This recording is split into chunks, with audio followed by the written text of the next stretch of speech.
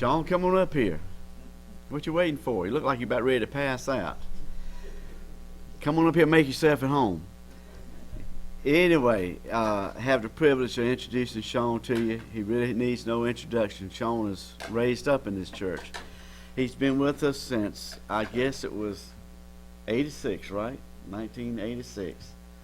And that's why I say he was raised up in this church. He's been doing whatever's needed to be done around here. He's been very faithful over the years and doing whatever he could to help not only the church, what needs to be done around here, repair-wise and building-wise, whatever, but also a servant as well for our folks. And we appreciate him and love him, and I know we're going to be blessed by the message he's going to share tonight. He served as deacon for many years and chairman of deacons for the past how many years? Several years. So, Shawn, you come on and share with us what the Lord have you give us tonight. I thought I was going to break up a fight between Lang and Chief. They both wanted to sing, and I don't understand why they don't come on up here and do it, but I'm glad everybody came out tonight. I don't know why, but I've been real nervous all day long, and I've been trying to get better. I went in there this morning, Bill's Discount, and stood around and talked to my buddy Chuck right there, so if y'all need any good building supplies, he's the man. But I told him I had to speak, and I told him, I said, I'm just nervous. I couldn't go to work today. I did go fix a leak, but I didn't go all the way up to Petersburg today. And I don't know, I've just been struggling all day, but you know, when Donnie said something about us doing this, and he said that, you know, we really want to promote Sunday school this whole year. So when he said, gave us kind of a topic, he said, you ain't got to do it. He said, everyone you can pray about with us. So I said, well, that's a good one to me. So I'm trying not to ramble some, but I won't just try to explain the importance of Sunday school, I guess, is the title of my message. And I guess I was going to try to start off with just sharing a little bit of my experience of what Sunday school did through my life. Now, it's only one bad thing. I almost got ruined as soon as I came to this church at 15 years old, because you know who my first Sunday school teacher was? Fatback. So you imagine at 15 years old, your first teacher is Fatback. And I don't know the exact order, but the reason I'm saying this is because it's been 34 years or something like that. And, you know, me and Fatback are good friends, and it's through this church and the fellowship that was made there. And then Roy Perdue was also my Sunday school teacher. And I've heard people make all kinds of excuses why they can't do anything. And Roy couldn't read. But he would, me and Kim, and I think Angie would be in there sometimes, and Donna, I think, and Julie. I can remember us at that time. And I can remember Roy would start a thing, and he'd always, Shawn, read this. Shawn, read this. But he done a very good job, and it meant a lot to me, and I was close to Roy. And then Tommy Blanks was my teacher for a little while, and so was Todd. I think the longest person that taught me as far as in this church was Joey. And me and Joey was real close for 30-some years. We lifted weights together, we done everything, and you know, he's passed, and I'm still have a hard time with it. It's a whole lot of men that's left this church that I still have a hard time with when I think about them and look around at the different things. And it was just through the Sunday school is where this started to me, and what each one of them meant to me. So then you got to ask yourself, kind of like, you know, well, why is Sunday school important? You know, well, here's what I think. It's because of what I just said. I can remember my teachers. I can remember the relationships, and I look around, you know, Eric and Michelle, they're a whole lot older than I am, but we come up together. And different ones, I can look at the friendship, it was made, and the bond was made through Sunday school. You're not going to get it just coming to preaching. I wish you could, and you'll get some. but it's not the same lasting bond that you can get, is what I'm trying to say. I did forget to read my scripture, so before I go any further, so y'all will know what I'm talking about, Rob, can you put up, and I don't want to have to put these on, but I have to now, unless he puts it up there.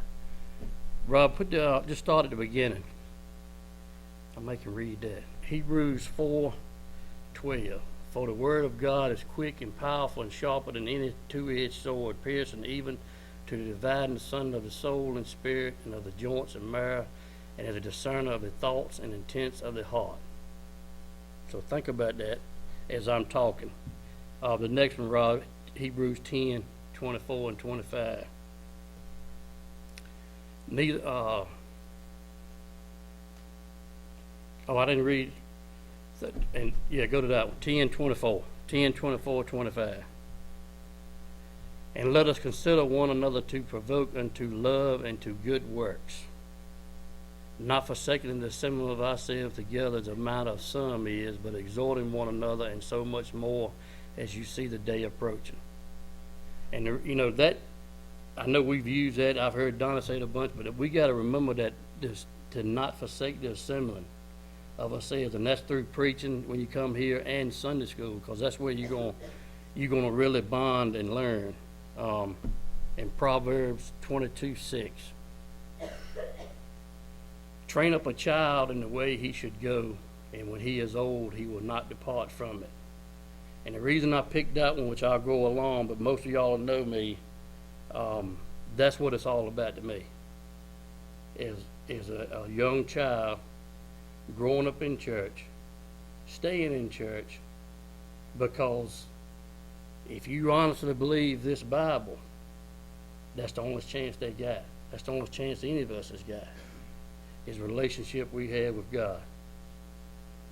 And what better way is to train them up when they're young. So why is Sunday school important? I say it's where you will get some of the best friends that you'll ever have in your life. You'll have friends that'll last. You can learn the Bible together, and I mean really learn it. I wish I could sit here and tell you I could spit scripture after scripture. I can't. Sometimes I can't find it.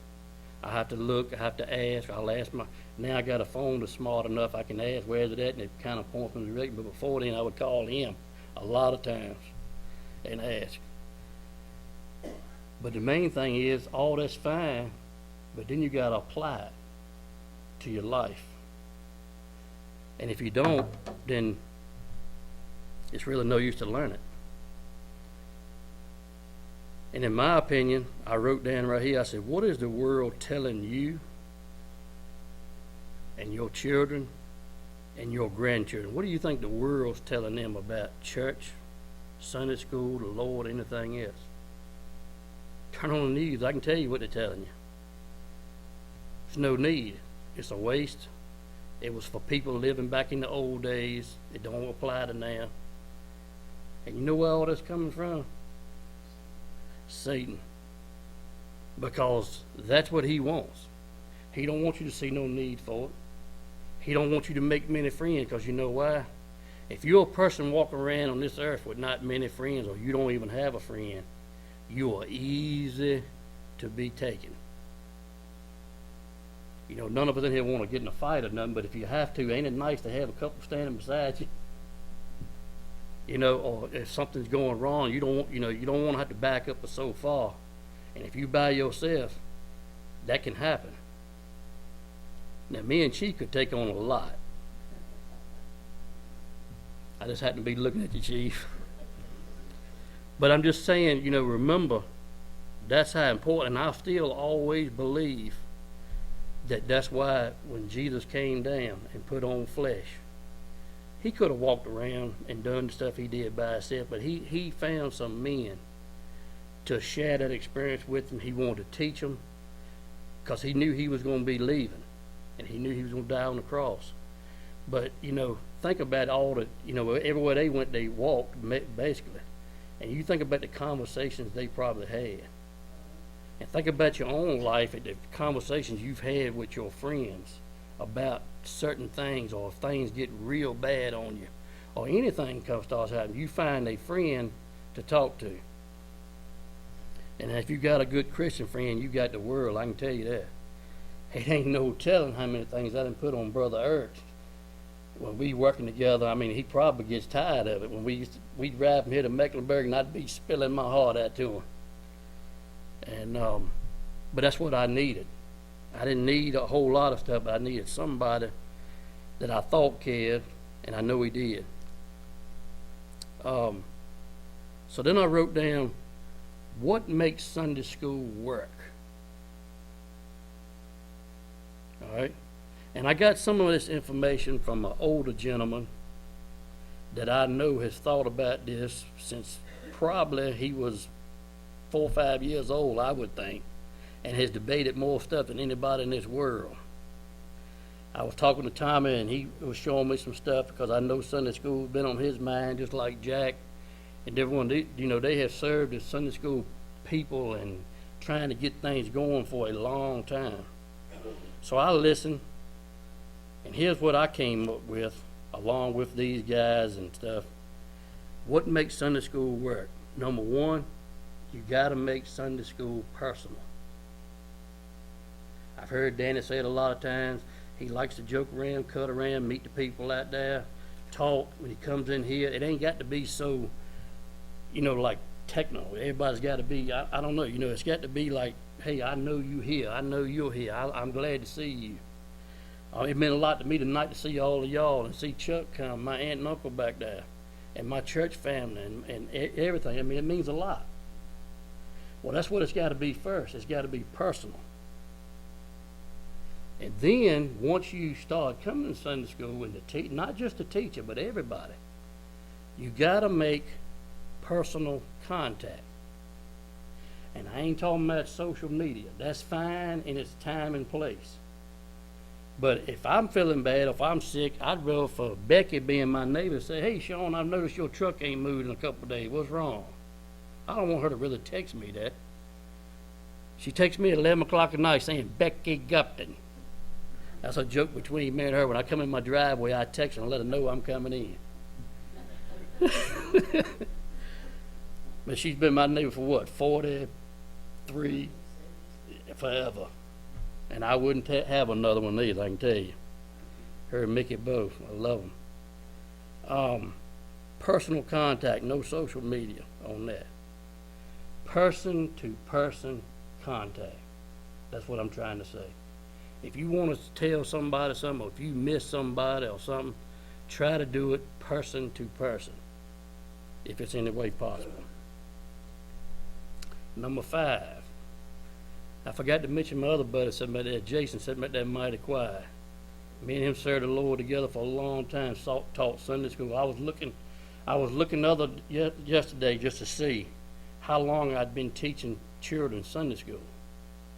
And I looked back, and I think, as far as I went back in my thing, it was right at the end of 2005. That's a long time for a dummy like me to be trying to do something. But I watched my children grow through it. I watched Jason's children grow through it. Now I'm teaching Madison, that she's in my class. I mean, it's just a thrill to me. I don't know what else to say. But that's where the fellowship and bonding starts. It can start in your own age group. I get to bond and fellowship with smaller kids, and I like it. I really do. And I thought about the trip to Alaska. Now, I don't know. I know I went. I know Jack went. Jason went. Eric went. Who am I missing? Mike. Donnie couldn't go because his mama was sick at the time. But we can recall just about every day of that trip right now. You know why? It's because we did something for the Lord together. Number one, it's a long ways from here. And you looking at a guy right here that don't care nothing about no airplanes. I didn't think I was going to make it. Everybody had left. Jason's wife was still there. I said, I'm riding back with her. Y'all can go. I can't get on that plane. Mike and John had to do a lot of talking. I was the last person on that plane. And people were saying, we got to go. I said, all right, go. I'm standing at a little sheet. But I went, and we served the Lord together We worked hard, we played hard. For 9 days, I got 24 hours worth of sleep. I literally died on the way back home. And when I got home, but I'll never forget that trip as long as I live. I can still look at Jack smiling like he isn't there. We went and looked at an iceberg. It was snow on the ground thing, and I'd eased my shirt off. I had a tank top up under, and I went over there and stood beside Jack, and Jack looked at me and said, "What's wrong with you, boy?" But I just love the kid around. But even though Jack's a little bit older than me, we bonded because of that. And that's what church, Sunday school, and the fellowship can do if you're allowed to. Then I wrote down, from an infant to old age, we need contact from others. Just think about that. From the time you're a baby to old age, you need contact with somebody. Then I wrote down point number 7. With God's leadership, Sunday school is the best outreach for the church, because you can invite friends as you get closer. Hopefully, you can get if your family's not here, maybe you can get some of them to start coming, and anybody you can think of. But if you don't have that contact, the people's going to ease out because they don't see any reason. It's got to be a reason. Number one, we know the Lord should be the biggest reason, but we got to pull together and serve Him together, and love on each other.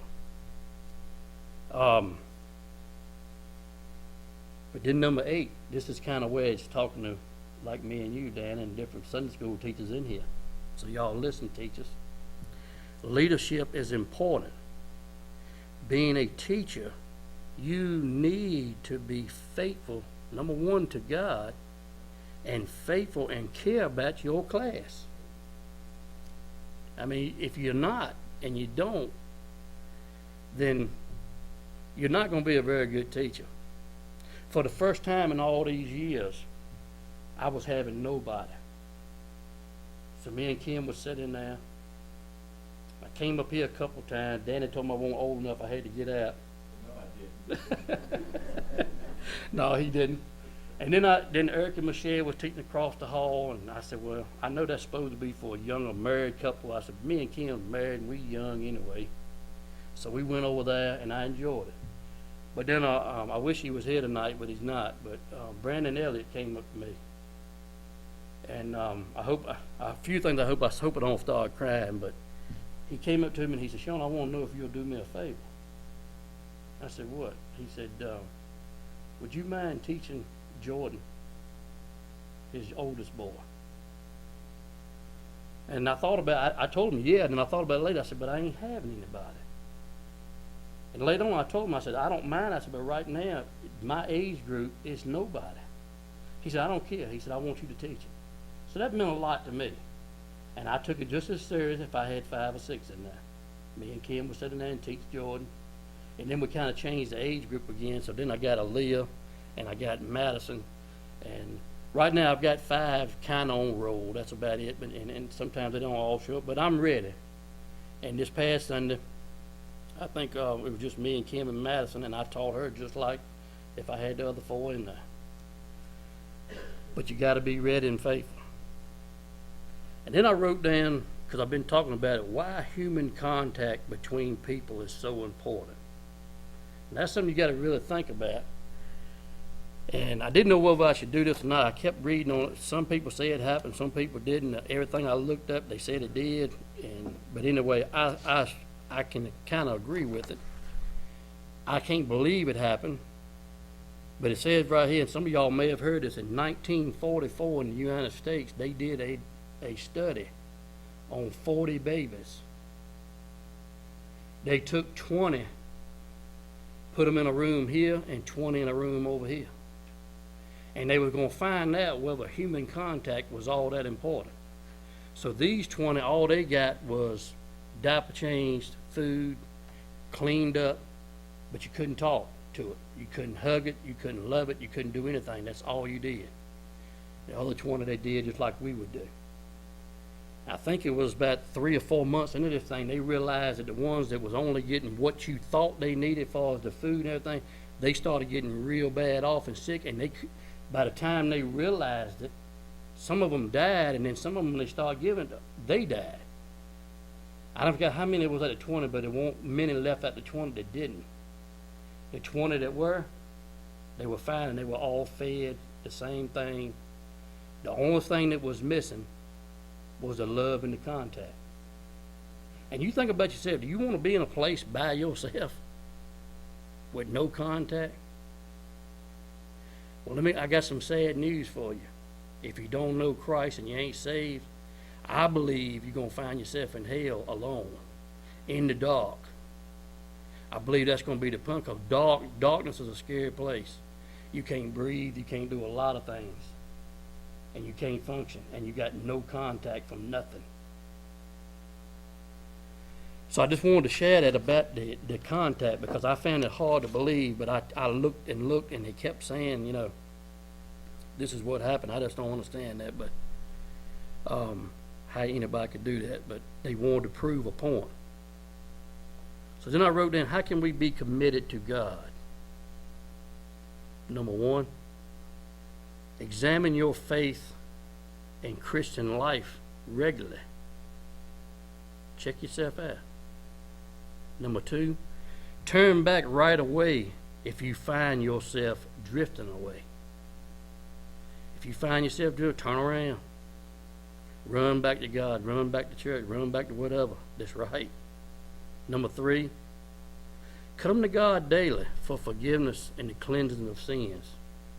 You know I'm probably the only one here that's not perfect, and I have sin and stuff. I do. I let the Lord know when I mess up, and you need to do that, because we all do. I don't have to ask Him for my salvation again. I ask Him to help me for my sin, for what I'm doing, to get better. Number four, seek the Lord with all your heart daily. Do you ever do that? Are you really seeking? Number five, stay in the Word and keep studying and learning every day.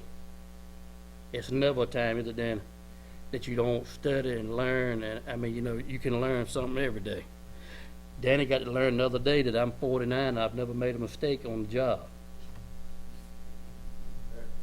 Perfect. Number six, this is the one I believe that will keep you protected and strong in every way, is stay in fellowship with other believers. Because I believe in the contact, I believe in the love and the friendship. Because if you ain't got it, I don't know how you're gonna make it. And my last little thing, I put that in, I said we have got to tell people and our children about God. We've got to do it, because the world's not going to do it anymore. They could care less. They're going to pull them away. They're going to pull them away, pull them away, pull them away. We need to bring them to church and Sunday school, because that's where they'll meet some lifetime friends, or until God calls them home. That's the reason I told y'all I got a lot of friends, I think. And I got some I can really count on. And Joy was one of them. When he left here, a lot of nights I didn't know what to do, because I was so used to joking and playing with, on the phone and stuff at nighttime, and coming home from working, 100 miles from here. He would keep me awake, joking with me and stuff. But that's because of the bond that we had. Bring them to Sunday school so they can experience that. And the whole thing you want to do is you want them to give their life to Christ. And they could live a good life. Not everything easy, not perfect by no means, but they got a good chance to have a good life. Because if we're not giving it to them, the news and the people and Satan, that's what he's going to do. He's going to try every way in the world to take your children, your grandchildren away from you and away from God. I've told y'all before, and I won't never forget it. I wish some of y'all could have been with me. That particular night, only Donna was with me. But when I seen that skit of between that little boy and his daddy at a church, they done a little skit on it. And I happen to know the man playing the part, and I happen to know the guy that's playing the devil. But when that man, all he was worried about for his boy, because he was good at basketball, that's all he cared about. He said, yeah, but Mama says we ought to do church too. He said, you got time, you got plenty of time for church. Right now you got to do basketball. And when they was in a car wreck, that's what the thing was, and they both died. The daddy automatically knew they was in trouble. Even though he didn't go to church much, he knew. He begged the angel to have that boy's name in the book of life, because he knew his won't die. And when that angel hit, the little boy won't either. The little boy said, Daddy, you told me I had plenty of time. What are you going to do now? And it just brought chills to me, because I got 2 boys.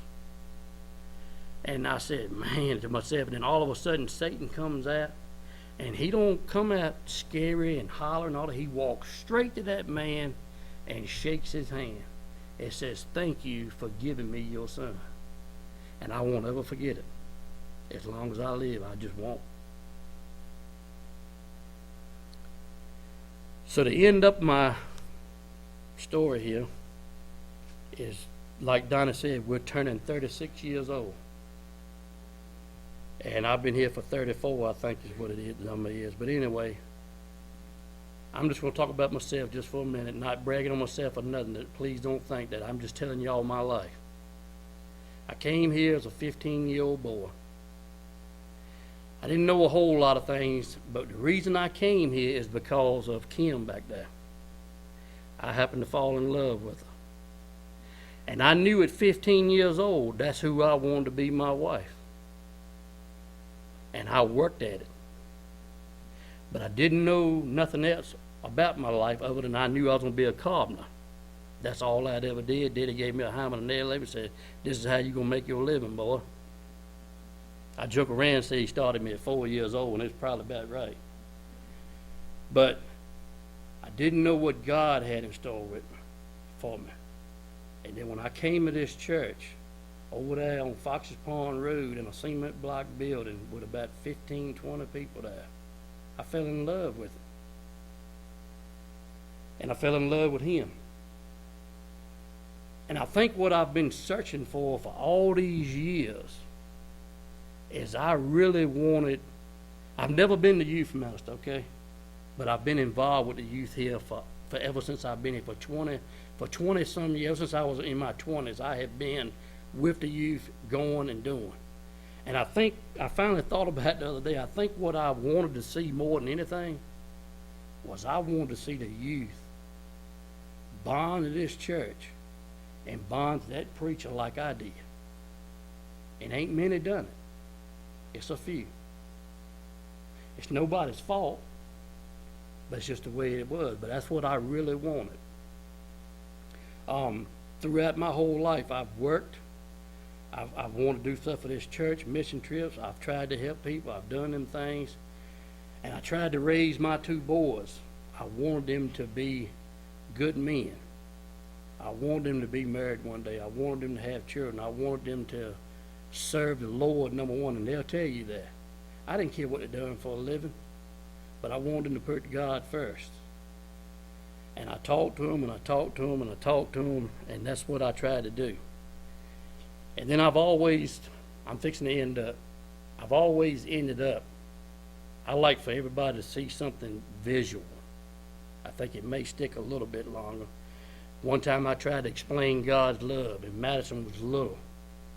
I will never forget it. She was sitting right over there, and all I did was call her name, and she ran straight to me. And I picked up and I hugged her. And to me, that's what God is. If you'll leave them seats and you run down here and you give your life to Christ, he's waiting here to pick you up and hug you for the rest of your life. And I told the church then, I said, this little baby in my arms, I said, I know I can be whooped, but ain't nobody going to hurt this baby until my breath leaves me. And that's how much God loves you. He's not going to let you go. And so then I thought about it. I said, what in the world can I do? I done so many visual things. And I didn't know what I was going to do until the other night. I went over to the weight room. I hadn't been there in a while, but I had to go over there and show a couple of boys that I'm still the man.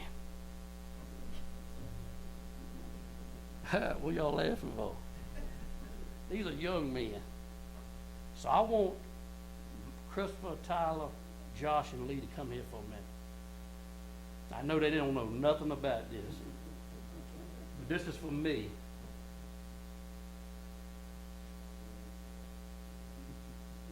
This is for me right here. I just want y'all to see something that means something to me.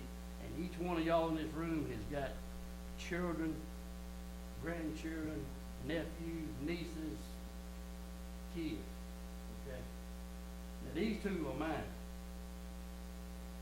And I want them more than anything, I promise y'all. I've said it over and over, because I warned them a lot of times. Y'all heard me say it in church. I want y'all to serve the Lord the rest of your life. These two over here, they're friends with them. They have been at my house since they were very small children.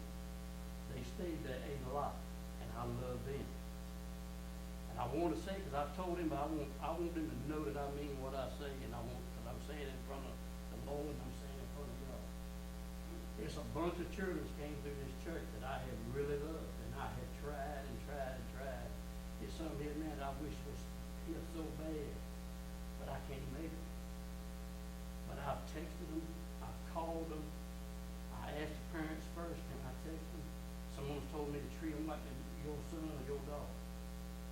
And I'm not ugly. I just try to get them and point them back to this church. And these boys will tell you, when they were staying, and I worked these boys from the time they were 12 years old. I used to have people ask me, how do you get all that grass cut today? We're just boys. Because they listened to me. And they were willing to do. And I wanted to brag them a little bit because each one of them, man, he's fixing to get married. They are married. They are taking care of their self. They are all in church. They're going to raise their children in church, because if they try to slip a little bit, guess who's going to be standing right there with them? I have always told them before they got married, when they was at my house, I've always told them, I said, if you need anything, you feel free to turn in my driveway. I don't care what it is. I don't care how far away I am. If they call me right now and really needed me, as fast as a Chevy truck can get there, that's where I'm going. I'm going to leave from what I'm doing, and I'm going to go make sure they got what they need. And I'll always be that way. I can't help it, God put that in there. But I just wanted y'all to see, I know you got children. I know there's some that should be here and not, or they may not be in your church at all. They've got to know the Lord. Please don't think your salvation or how you feel or nothing about God is not going to help them. They got to have their own relationship. So I guess I'm going to close now. I'm asking y'all, pray for all the children that come here.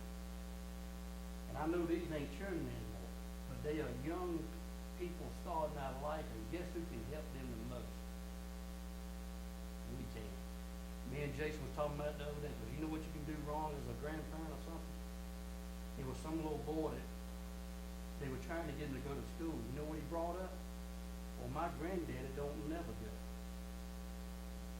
And that the parents is having a hard time. They're looking, they're watching to see what is the real deal and what to do. And you got to be that person to make sure they do all that you can do.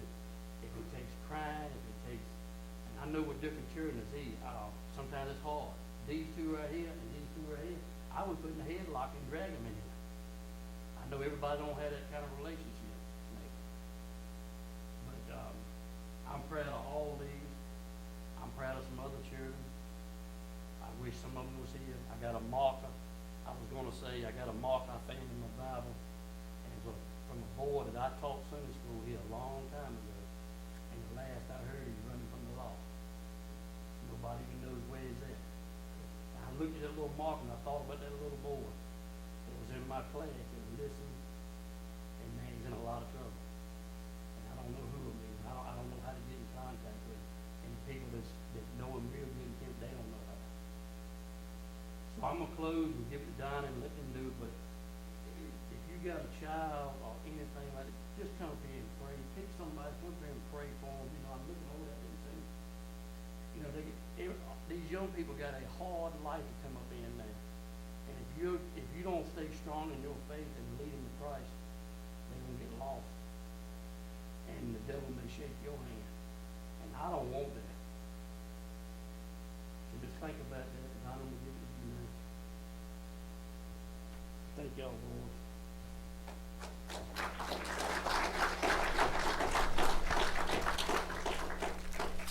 Shawn, I'm gonna ask you to stand down there. Danny, you and Sister Becky come in. We'll have an invitational appeal.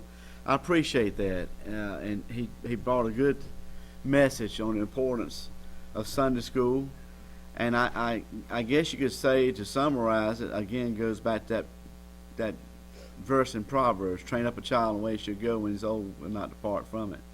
Can all be summarized in that, and that's what Sunday school is all about. And teaching them, leading them by example, and being with them, personalize it and all. But let's all stand. We're going to sing just a stanza of invitation. Shawn, you stand right here in front. You might want